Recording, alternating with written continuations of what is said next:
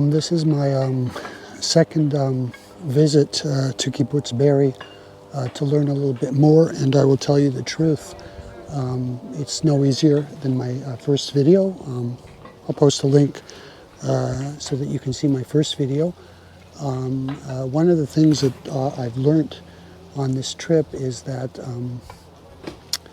a visit to the Kibbutz Be'eri, specifically where we are right now, and to the Gaza envelope has affected everybody in Israel. Even though I personally was not involved, I suppose, to say what happened on October 7th, it has affected me as an Israeli and don't really know what's going to happen. I think it's important to acknowledge this, that what happened on October 7th has affected all Israelis, whether they were actually here or not. And how we are going to deal with this, I don't know, but just something I need to point out, certainly for myself, on this second visit to our Kibbutz Be'eri.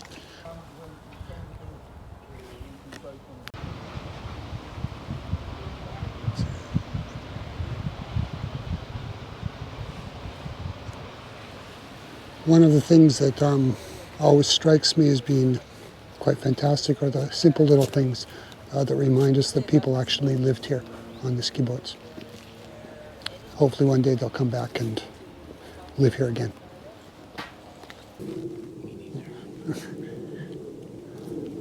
This house behind me is the house of Vivian. I apologize, I don't remember her name, but she was a peace activist, and she worked helping Gazans, bringing Gazans to hospitals who needed medical help.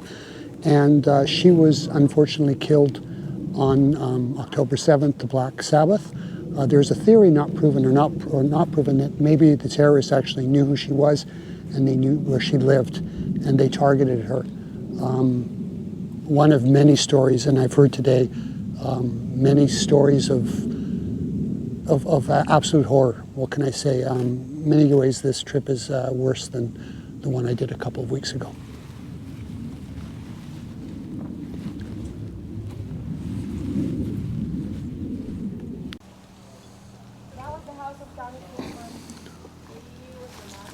Okay, in this case, I don't really have much to say. I'll just let the destruction of this house speak for itself.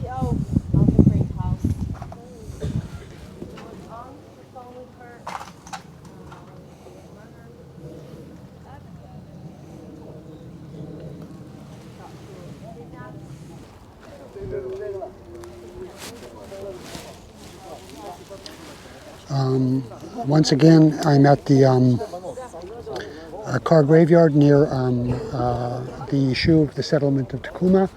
And this time I've been able to come in and get much closer to the cars. It is quite shocking. There are something like 3,600, if I understood the number right, 3,600 cars. All of the cars here to my left, you can see they've been burnt. And they've done extensive work checking to make sure that these cars are clean from body parts, remnants of bodies.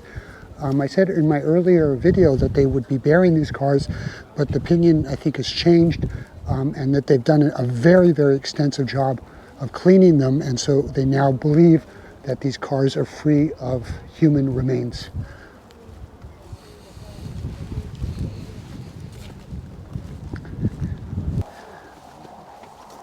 Yeah, I think that this place is one of the most powerful places. Again, I have to remind you that every car here represents a victim, if not several victims, either people who were killed or wounded by the Hamas terrorists.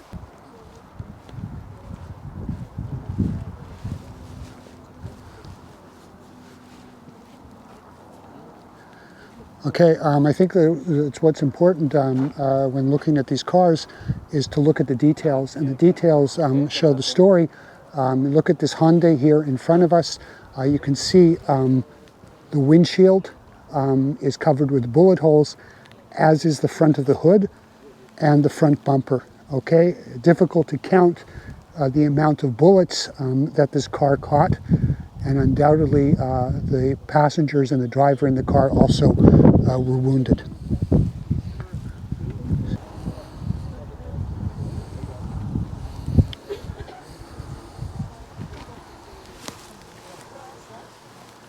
Behind me in this little section, we have the vehicles, both motorcycles, and over here to my left, a truck that were used by the terrorists, by the so-called Nakba Brigade, which broke into Israel on the day of the massacre. One of the interesting things about all of these motorcycles is that they are not Western made. They're Chinese, Egyptian, or Indian made motorcycles. Over here to the left, we have a Dodge Ram. We have a Dodge Ram pickup truck, and you'll notice in the bed of the pickup truck, there's a post has been welded into place. That post was put there to hold a machine gun. As far as I'm concerned, what we have here, these are examples of evil and horror. That was what it was happened. This visit here to this car graveyard really, to me, represents absolute evil and absolute horror.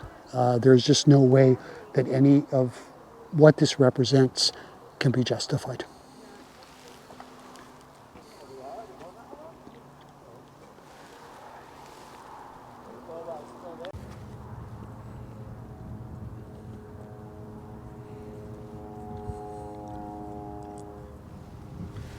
Once again, I'm back at the Ram Forest, the site of the Nova Music Festival, where, if my memory is correct, where about 260, maybe 360 people were killed by the Hamas terrorists on that fateful Saturday 3 months ago. In the time since I was last here, which was about 3 weeks ago, the family members have come back and planted a grove of trees here in remembrance, to remember all of the people who were killed. We can see one other thing here.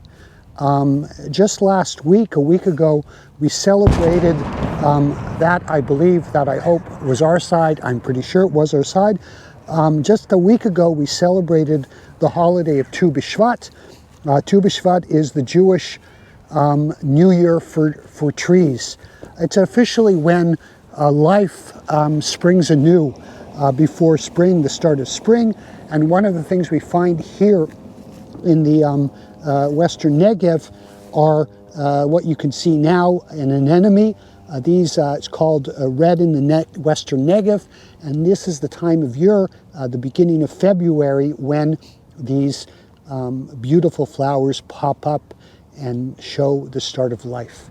And so I think that's a good note to end this video on, this grove of trees and these beautiful red flowers which are springing to life. Thank you for joining me.